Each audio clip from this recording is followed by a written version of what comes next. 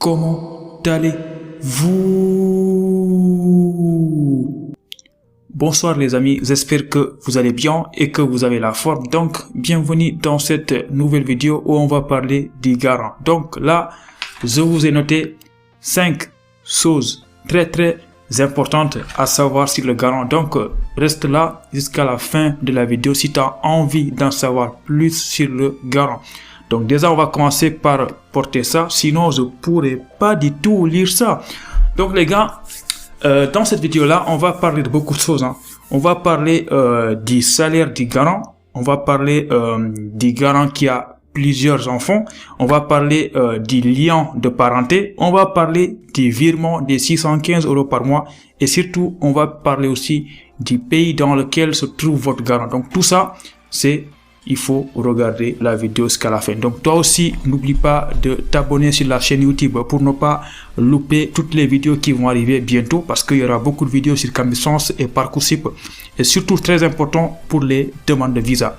Donc les gars, avant d'entamer les 5 choses très importantes à savoir sur le garant, je voulais vous dire une chose très importante pour vous et pour moi parce que pour ceux qui ne le savent pas, pour le visa, vous aurez besoin d'un logement et des papiers de la prise en charge.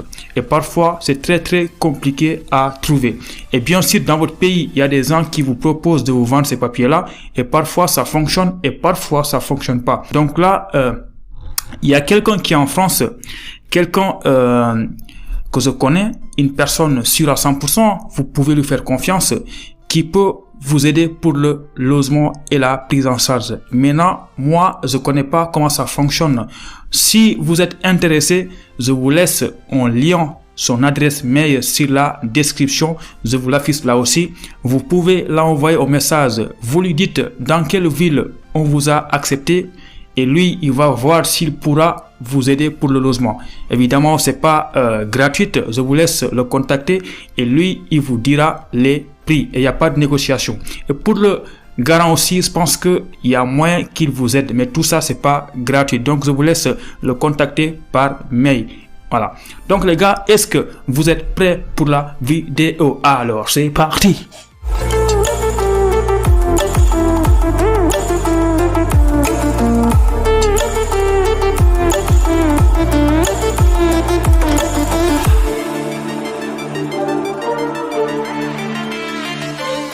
Donc les amis, 5 choses très importantes à savoir sur le garant.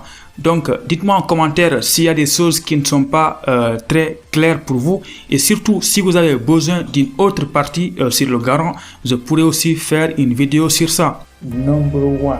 Donc la première chose que je voulais vous parler aujourd'hui du garant, c'est concernant le salaire du garant. Donc, nous tous on sait que le salaire minimum pour le garant, c'est 1800 € par mois. Pourquoi 1800 € par mois? Parce que le montant minimum exigé par le consulat pour un étudiant qui souhaite venir en France, c'est 615 € par mois. Et maintenant, si tu fais 615 € par mois fois 3, tu vas tomber aux alentours de 1800 €. C'est pourquoi la somme 1800 €.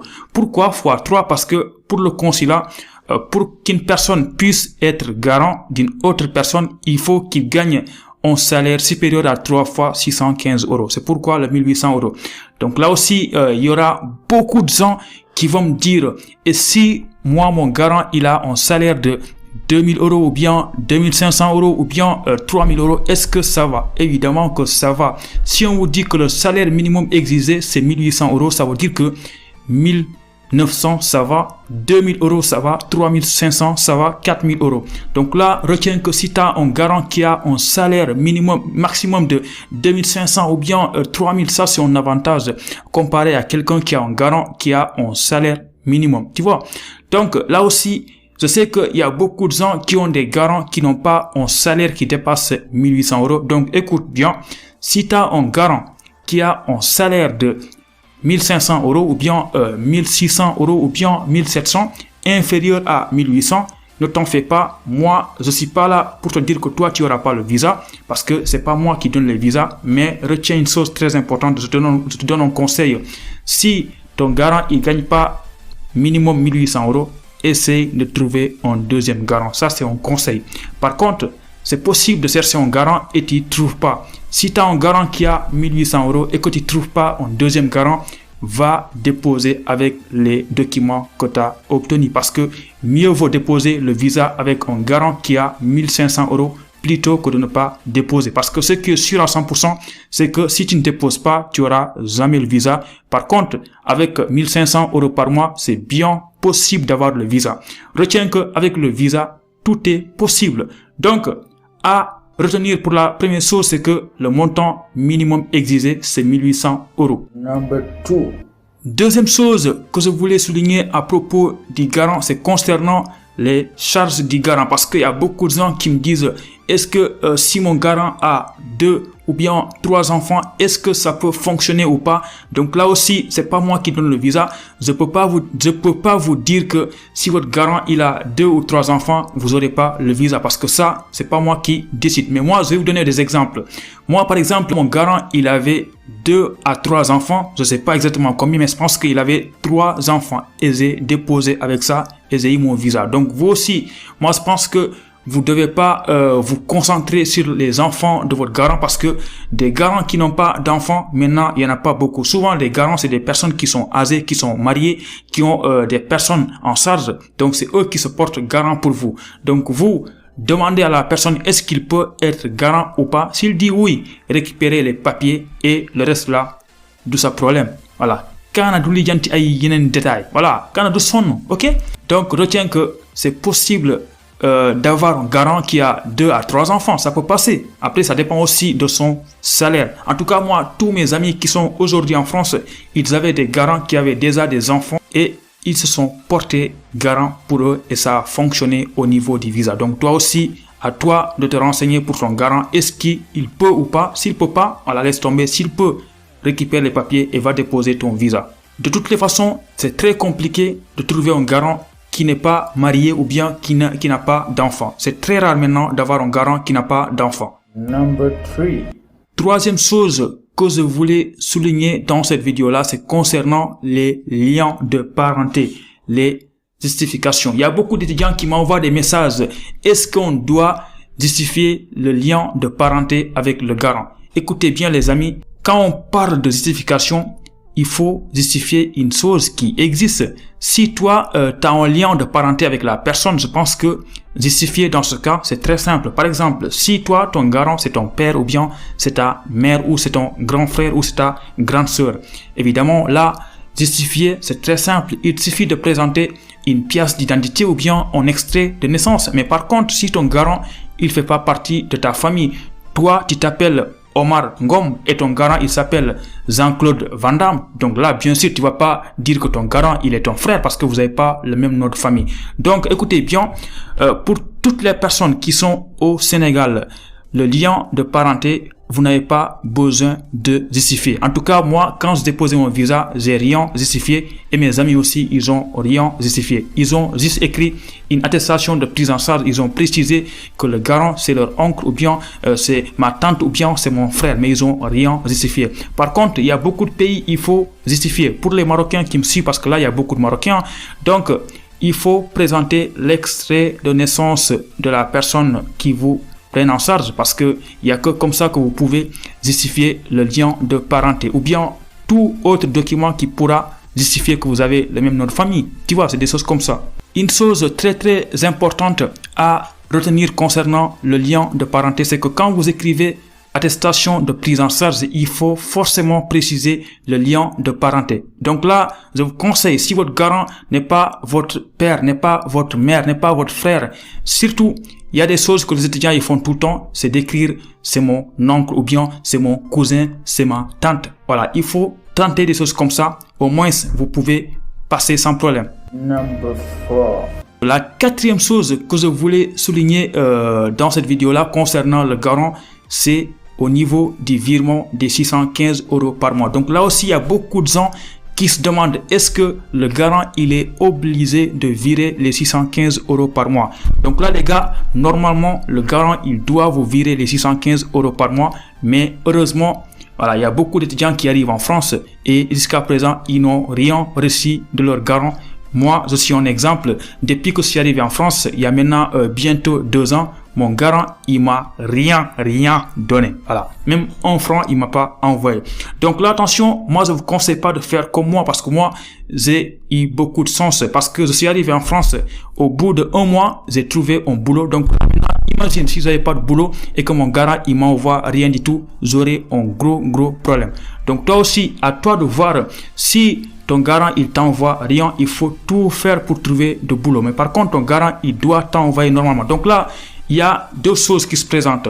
Si ton garant, il n'est pas en Afrique, s'il est en France par exemple, et que il te donne une attestation de prise en charge de 615 € par mois, si tu arrives en France, évidemment, une fois ici, ton garant, il peut ne pas te virer de l'argent. Mais attention, quand tu vas devoir renouveler ton titre de séjour, ton visa, là, ils vont te demander des documents pour la prise en charge. Si tu n'avais pas de garant, si ton garant, il t'a rien donné, tu as intérêt à trouver un boulot comme ça avec tous les boulots que tu as fait, tu as des bulletins de salaire. C'est avec ça que tu vas déposer ton titre de séjour. Sinon, le garant, c'est important pour le renouvellement du visa.